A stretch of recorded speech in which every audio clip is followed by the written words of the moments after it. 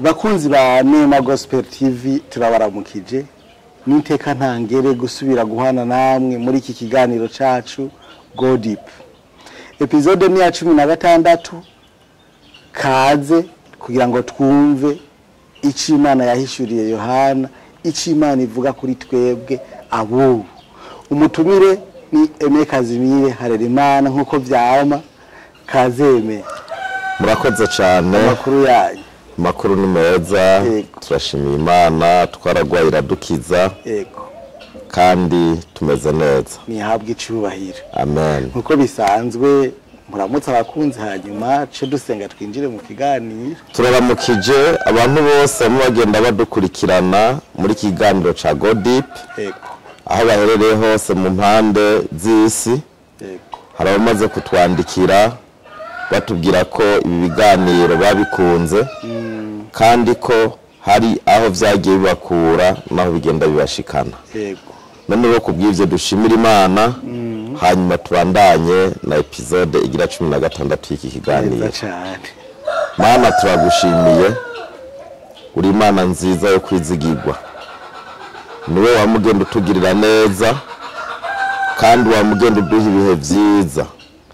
Turagushimiye n'ubuko twemereye ko tubandanye tuvuga kuri aya majambo yawe ari mwihishurirwa wahishuriye umusavyi wa Yohana umusanze mu kizinga ca Patmos, ukamubwira ivyariho, ukamubwira ivyagomba kubaho, ukamubwira n'ibizobaho kugeza uje gucira imanza abantu bose.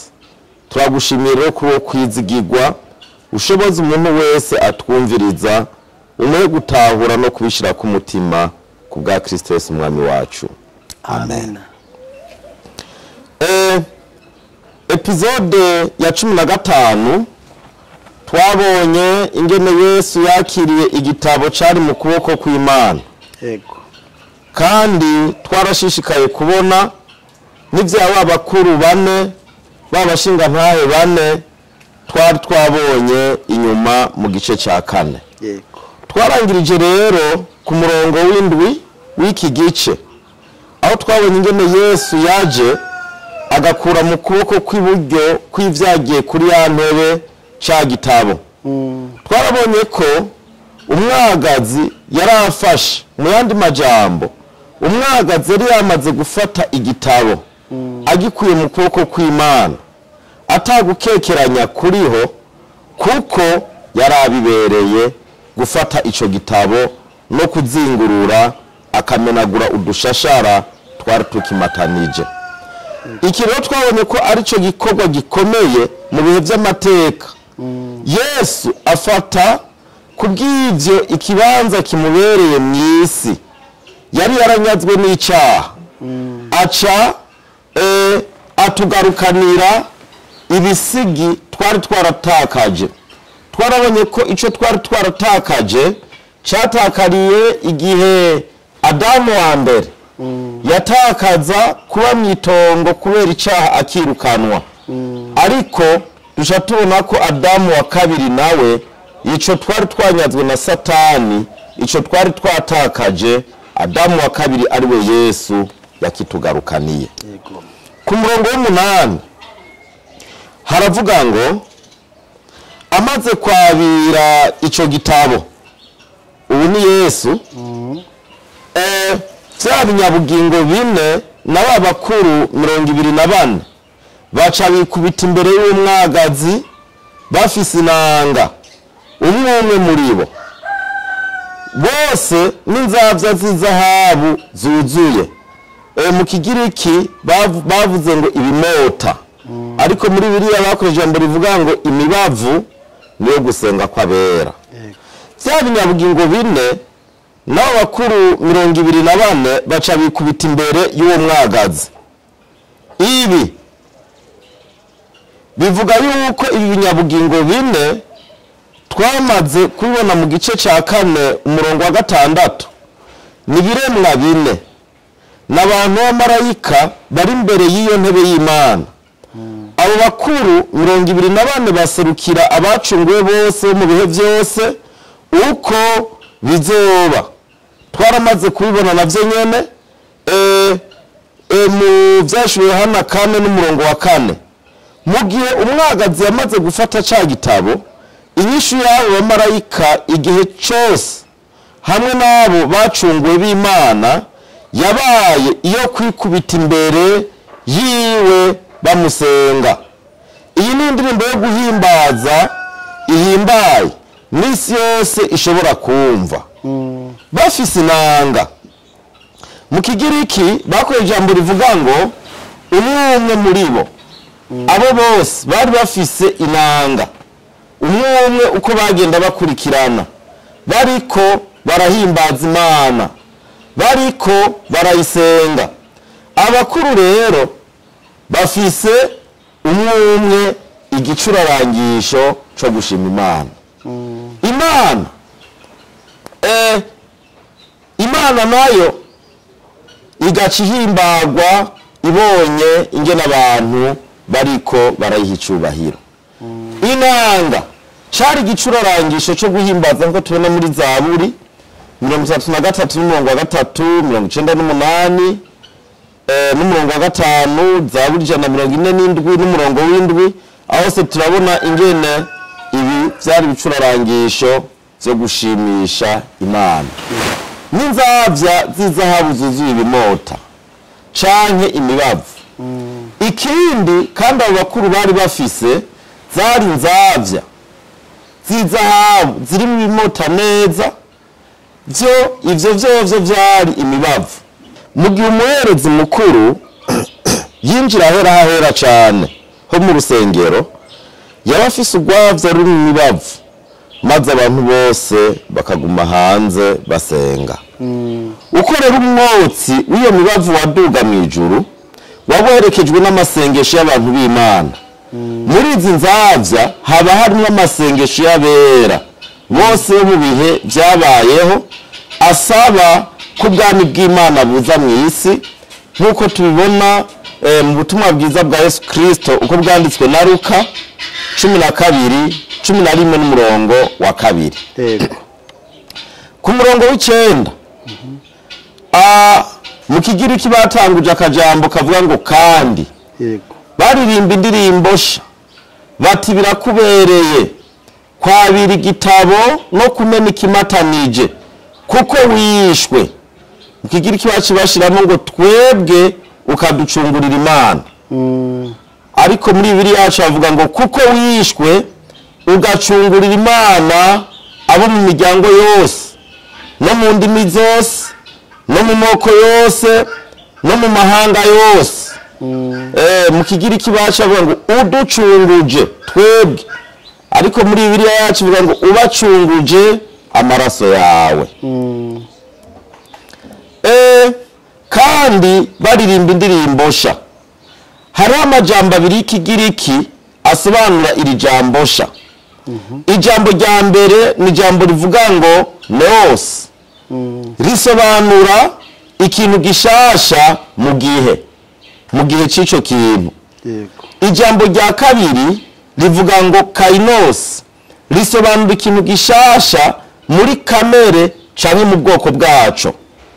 Ijambo ryakoreshejwe hano kuri iyi ndirimbo yari kuraririmbwa n'abo bakuru ni ijambo rivuga ngo kainos, bisobanurwa ko yari indirimbo y'ubwoko bushasha. Ni indirimbo tutarumva mu yandi makorale ya mw'isi bariko barayiririmba. Nta yindi ndirimbo nk'iyi yari yarigeze ibaho. Nta muntu ariwe yari yarigeze yumva indirimbo yari kuraririmbwa ngaha. Mu gihe ca Bibiliya harabaye indirimbo sha zo guhimbaza Imana kubw'ibikorwa bishasha vy'ineza Imana yari yakoze. Usomye Zaburi 33 n'umurongo wa 3, Zaburi 96 n'umurongo wa 1, Zaburi 40 n'umurongo wa 3, Yesaya 42 n'umurongo wa 10. Mu gihe umwagazi yigarurira itunga ryari ryaranyazwe, hari hanakenewe indirimbo shasha kugira ngo hagaragazwe neza ugucungura kw'Imana kw'ibihe bidashira. Bati birakubereye kwabira igitabo baramenye ko umwagazi Yesu yari samuragwa yuzuye, yari umukuru w'abami bose, kuko wishwe. Ijambo rikoreshejwe mu Kigiriki risobanura gukomeretswa nabi cyane. Igiciro cyo gucungurwa kwacu cyabaye ukubambwa k'umwagazi w'intama w'Imana, kwabaye ukubabazwa k'uyu Yesu kugira ngo ashobore kuducungura. Yarabajwe urupfu rubi, yishwe urupfu rw'agashinyaguro, yakiriye mu mubiri wiwe ububabare budasanzwe kugira ngo abashe kuducungura.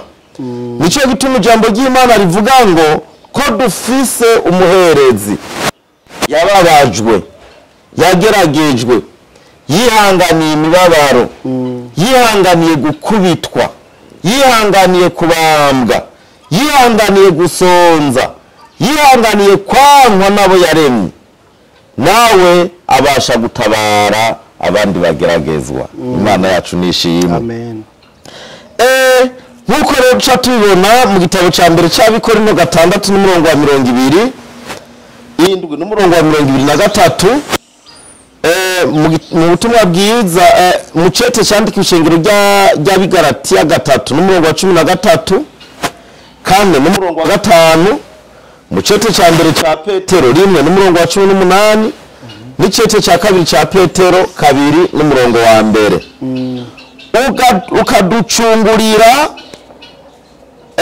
ukaducungurira mu Mana uducunguje amaraso yawe.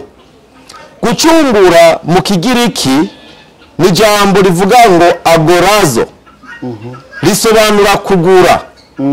Umwagazi w'intama w'Imana warishwe mu ntumbero y'uko ushiraho agakiza kacu. Twebwe twaraguzwe. Yesu yatuguze igiciro kinini c'amaraso yiwe kugira ngo bikunde ko aducungurira Imana, aca dukura ku isoko.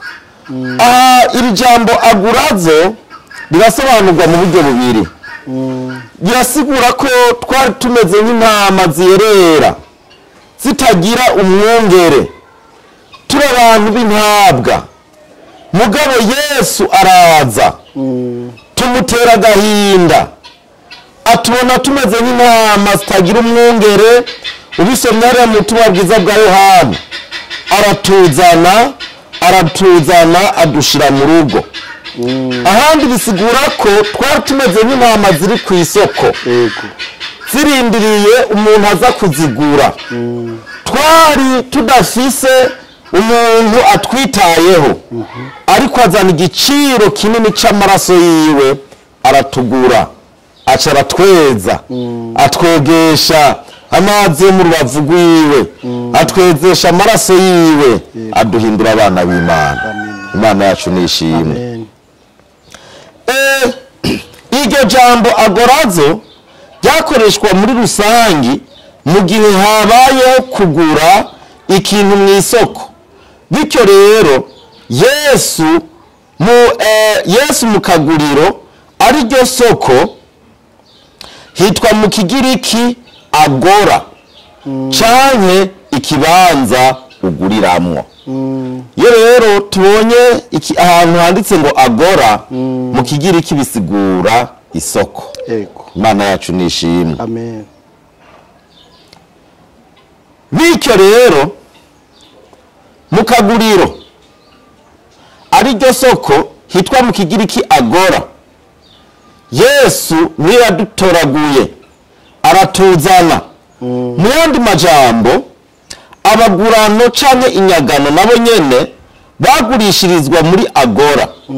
Yesu yatwigaruriye adukuye mu isoko ry'abagurano b'icaha. Imana yacu nishimwe. Amen. Ugacungurira Imana abo mu miryango yose no mu ndimi zose no mu moko yose no mu mahanga yose. Ugucungurwa na Yesu kwabaye uko abantu bose, nk'uko tubibona mu cete cya mbere cya Yohana 2 n'umurongo wa 2. ngaha turabona neza ingene Yesu ari umwami w'abantu bose, ari umwami w'isi yose. Aha murambwira abantu ugiye kuraba muri iri dini rya Isilamu bavuga ko bemera mutume Muhamadi, mugabo isi yose ihamagarirwa gusenga mu rurimi rumwe, bisigura ko Muhamadi ari umwami yumva ururimi rumwe, ari umwami adashobora gucungura, atashobora kuvugira abantu bavuga izindi ndimi atabumva. Ariko umwami wacu Yesu yacunguye abantu bo mu moko yose, bo mu mahanga yose, bo mu ndimi zose. Ni nayo mpamvu umusenge mu Kirundi arakumva, ni nayo mpamvu umusenge mu Giswahili arakumva, umusenge mu Kibembe arakumva, umusenge mu rurimi rwose Yesu arakumva, kuko ni umwami w'abantu bose. Imana yacu nishimwe. Umurongo wa 10 uvuga ngo ukabahindura ubwami bw'Imana yacu no kuba abaherezi bayo, kandi bazoba abami mw'isi. Mu Kigiriki bavuga ngo ukaduhindura kandi tuzoganza isi. Haleluya. Ukubahindura ubwami bw'Imana yacu no kuba abaherezi bayo. Mu yandi majambo hano twumva ko kubw'umwagazi w'intama w'Imana habayeho biciye mu gucungurwa na Yesu Kristo, twebwe twahindutse ubwami. Biciye mu gucungurwa na Yesu Kristo twaciye duhinduka abana bo mu bwami, kuko Yesu atugira kuba abakozi bo mu bwami. Umuherezi wenyene niwe afise uburenganzira bwo kwegera Imana. Arafise kandi ko kinini ciwe cyo kwingingira abantu, akabasengera, akabingingira ku Mana yacu. Kandi ikindi umuherezi arafise igikorwa kinini ciwe cyo kubasengera. Umurongo wa 11 ndaraba numva ijwi ry'abamarayika benshi bakikije ya ntebe na vya binyabugingo n'abakuru. Igitigiri cyabo cyari ibihumbi 10, ibihetangabo ibihumbi 10 n'ibihumbi by'ibihumbi. Giharuro ni kinini. Ni kinini. Amasinzi n'amasinzi n'ibihumbi n'ibihumbi. Imana yacu nishimwe. Amen. Igitigiri cyabo cyari ibihumbi 10, ibihetangabo ibihumbi 10 n'ibihumbi by'ibihumbi.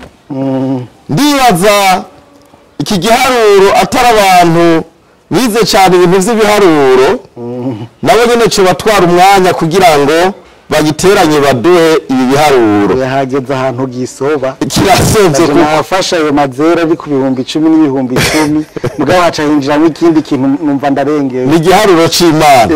Ariko turabibona mu yandi majambo iki gitigiri n'amamiliyaridi n'ibihumbi by'ibihumbi. Daniyeli 7 umurongo w'10 mu yandi majambo iki gitigiri n'amamiliyaridi n'ibihumbi by'ibihumbi, nkuko tubibona mu gitabo ca Daniyeli 7 n'umurongo wa 10. Mu yandi majambo ni ukuvuga ko hari abashitsi badashobora guharurika. Abo bashitsi bose bo mw'ijuru baca batangura guhimbaza umwagazi w'intama w'Imana.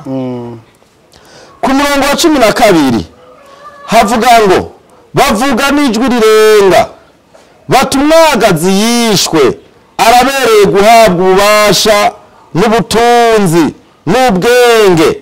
Mu Kigiriki bavuze ngo n'inkomezi, ariko muri Bibiliya yacu bavuga ngo n'ubushobozi n'icyubahiro no guhimbazwa n'umugisha. Imana yacu nishimwe. Amen. Bavuga n'ijwi rirenga bamaze kuririmba indirimbo sha, abashitsi bari mu ijuru bavugije impundu n'amajwi ari hejuru, bavuga n'ijwi rirenga, bavuga baririmba n'ijwi rirenga, bavuga basemerera n'ijwi rirenga, bavuga ngo uguhimbaza indwi kwabo k'umwagazi w'intama w'Imana wari warishwe urabereye kuvyakira ivyo vyose. Aba bashitsi rero tubona mbega ni bande? Ni ba bantu bacunguwe mw'isi bazaba bashitse imbere y'Imana. Turirimbane indirimbo sha n'abakuru turiko turahimbaza Imana, tuvuga ngo birakubereye Yesu, birakubereye. Ubushobozi, iri jambo mu Kigiriki rivuga ngo dunamis, rikaba risobanura ububasha burengeye ubusanzwe mu nkomoko no mu numero yabwo, ndetse bukaba budashobora no gusesangurwa ngo busobanurwe. Ni ukuvuga ubushobozi Yesu yahawe ni ubushobozi burengeye ubundi bushobozi bwose tumaze kubona mu isi. Ubutunzi, iri jambo mu Kigiriki risobanura ngo proton, rikaba risobanura ibintu vy'itunga. Nuko tubona mu cete ca kabiri c'Abikorinto, Pawulo yandikira Abikorinto 8:9, mu cete candikiwe ishengero ry'Abanyefeso 3:8. Ubwenge, iri jambo mu Kigiriki rivuga ngo instrum, kandi risobanura kugira ubukuba canke inkomezi kama. Ubwenge rero Yesu afise si ubwenge yize mu ishure, si ubwenge yigishijwe n'abascientifique, si ubwenge yigishijwe n'abantu b'abahanga twumvise babayeho, ariko n'ubwenge bw'ubumana, n'ubwenge bwiwe budashobora guserangurika, n'ubwenge ata muntu ashobora kubutahura. Ngaha abantu benshi bavuga ngo mbega Yesu yizehe, bamubwira ngo mbega Yesu ubwenge we yabukuye, mugabo akibagira ko Yesu ari Imana 100%, ariko kandi yihishuye nk'umuntu 100%. Imana yacu nishimwe. Amen. Icyubahiro, iri jambo mu Kigiriki ni timen, kandi risobanura gushima ikintu birengeje kubera agaciro kaco. Icyubahiro Yesu afise ni icyubahiro gifise agaciro kadasubirwamwo. Guhimbazwa, iri jambo mu Kigiriki ni doxa, naryo nyine risobanura icyubahiro kivuye ku muntu acihesheje abibereye. Yesu rero kwemera kubambwa ku musaraba, kwemera guheba icyubahiro yari afise mu ijuru akaza mu isi agasesa amaraso yiwe kugira ngo aducungure, yihesheje icyubahiro rero Yesu afise kiramubereye. Imana ishimwe. Umugisha, iri jambo mu Kigiriki ni rivuga ngo eilogianis, bisobanura kuvuga neza ikintu canke gutazira.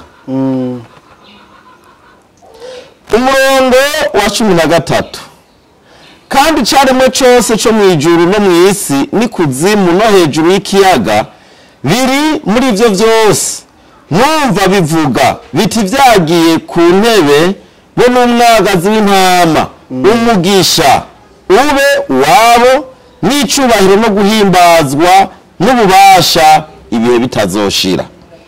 Kandi caremwe cose mwumva bivuga biti ivyo binyabugingo bine hamwe n'abakuru twabonye ko ari abatama 24 nibo babaye aba mbere guhimbaza Imana. Hanyuma marayika barabarangiriza, kandi na n'uyu munsi caremwe cose cifatanye n'abashitsi bo mw'ijuru guhimbaza umwagazi w'intama. Mbere nabo bose bazimiye ibihe bitazoshira, umunsi umwe bazopfukamika amavi yabo hasi bapfukamiye Imana ihoraho. Uko kuzoba ari ugushitsa ivyo Yesaya yavugishijwe, nk'uko tubona kandi mu cete candikiwe ishengero rya Filipi 2:9-11. Ube uwabo n'icubahiro no guhimbazwa n'ububasha, ubu n'uburyo bwo gutazira umwagazi w'intama w'Imana busubiwemwo nk'uko twamaze kubibona ku murongo wa 12. Ivyagiye ku ntebe bo n'umwagazi w'intama. Uburyo bwo gutazira bwagiriwe Imana iri mu butatu bweranda yicaye ku ntebe canke ivyagiye ku ntebe, umwagazi w'intama nawo uri hagati y'iyo ntebe. Ibihe bitazoshira, iri ryungane mu yandi majambo rishaka kuvuga ngo mu bihe vy'ibihe. Mu mvugo y'Ikigiriki ubu n'uburyo bwo gutsindagira imvugo yerekane ko ari bihe bidashira. Uyu ariko aratazigwa hano ni Imana, uko tubona muri Zaburi 90 n'umurongo wa 2. Tukabona no mu cete ca Yakobo 1 n'umurongo wa 17. Nta gihe na kimwe kizobaho aho iyo Mana itabereye amatazirano yacu. Imana yacu nishimwe. Amen. Umurongo wa 14 no turangiriza ko iki gice ca 5 c'iki gitabo c'Ivyahishuriwe Yohana. Havuga ngo kandi vya binyabugingo bine biravuga biti amen. Amen. Bano bakuru 24 bikubita hasi barasenga. Mu Kigiriki bavuze iyo ibaho ibihe bidashira, baca bikubita hasi barayisenga. Kandi vya binyabugingo bine biravuga biti amen. Iyi ndirimbo yo gutazira yahindutse ireresi canke nk'isinema yo gusozera, mu gihe ibinyabugingo bine bivugiye ngo amen, bisobanurwa ngo nibibe uko nyene. Bano bakuru bamwe 24 bikubita hasi basenga iyibaho ibihe bidashira. Nk'uko tubona mu Vyahishuriwe 4 n'umurongo wa 10, abacunguwe b'Imana barunama bari imbere yayo mu kuyisenga. Iyo Mana niyo Mana ibaho, niyo Mana ihoraho ibihe bitazoshira, nk'uko tubona mu gitabo ca Zaburi 90 n'umurongo wa 2. Naha turangirije iki kiganiro c'uyu munsi. Ibi vyose Yohana yabonye nk'isinema canke nk'ireresi, abona ingene abakuru bikubita imbere y'intebe y'Imana, abona ingene Imana ikwiye gusengwa ibihe vyose. N'ubu birayibereye ko tuyisenga, ko twama tuyikubita imbere iyo turi mu bibazo, iyo tunezerewe, iyo tumerewe neza, iyo hari ivyo tuyikeneye ko, iyo tuyishimira. Birayibereye ko umuntu wese yaremwe nawe yama azi imbere y'Imana ayikubita imbere, ayishimira, ayisenga, avuga ngo birakubereye Mana. Turashimiye abantu mwese mushikara mudukurikira, tukaba turangije dusaba ngo Imana ishishikare kubaha umugisha. Amen. Tutaraheraheza canke se mu guheraheza iki kiganiro mbibariza akabazo kamwe canke tubiri. Nagumye nibaza irya soko ya Agora mwavuze, none nk'ubu iyo ataza ngo atugure vyaca biherera hehe? hanyuma ikibazo ca kabiri naco nagumanye hari mwatubwiye ibijanye n'umuherezi ko ari wafise ububasha bwo kudusengera kutwingingira naciye nibaza twebwe none tweho turashobora kwivugira canke nukurindira utuvugira. Murakoze cyane. Iyo Yesu ataza kuducungura ngo adukure muri agora, Bibiliya ivuga ngo twariho tutagira Imana rurema, twari injabuka ku masezerano y'Imana, tuba turiho tumeze nk'impene zo mu ishamba kuko nta Mana tuba dufise, tuba tumeze nk'ibindi bikoko byose byavukiwe gutega no kwicwa nk'uko tubisoma hariya muri Zaburi ya 49.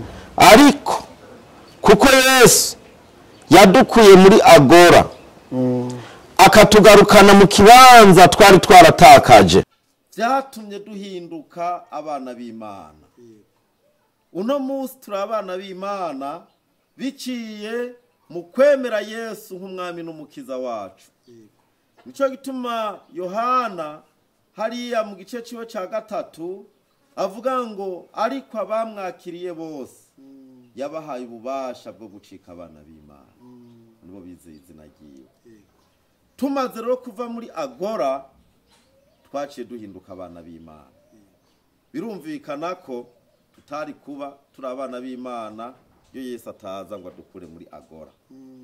Iki kibazo kigira kabiri, Yesu niwe muherezi mukuru avugwa ngaha. Uwo muherezi nkuko twabibonye mu gice ca mbere ciki gitabo c'ivyeshuro Yohana, hari ibintu bitatu adukorera. Ica mbere, Yesu aratuduza, hari ahantu adukura akadushira ahantu heza h'icubahiro. Ikigira kabiri, twabonye Yesu aradukunda.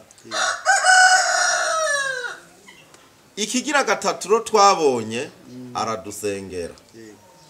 Twebwe iyo dusenze turiko turasenga amasengesho yacu araduga, mugabo kugira ngo ashike imbere y'Imana aca muri Yesu umuherezi aca muri Yesu umuherezi mukuru akadusengera imbere y'Imana. Ari kumwe na mpwemu yera nawe akatunihira iminiho itovugwa. Iyo rero tuvuga umuherezi mukuru adusengera ni Yesu Kristo, birumvikana rero ko tudakwiye kureka gusenga. Twebwe dusenga nukuvuga amasengesho yacu kugira ngo ashobore gushika ku Mana, anyura direct muri Yesu Kristo agacabona kwemegwa imbere y'Imana. Mani guhezagira. Amen. She numva ko afise ahantu aca kumbura arabanza akaryohogwa imbere yuko ashikira Imana, tukabona kumvirwa bivanye nuko hari ubundi buryohe Kristo yongeyemwo bikabona gushikira Imana. Murakoze cyane. Reka tugirwe ko dusezera abakunzi bacu, ariko tubibutse ko tubakunda kandi twama tubasaba ngo uwumvise ahezagije n'ico twatanze agisangiza abandi kugira ngo uwo mugisha aronse nta wigungane. Umukama Imana nabahezagire, naho ubutaha mu kindi kiganiro. Umwami Imana abane nawe.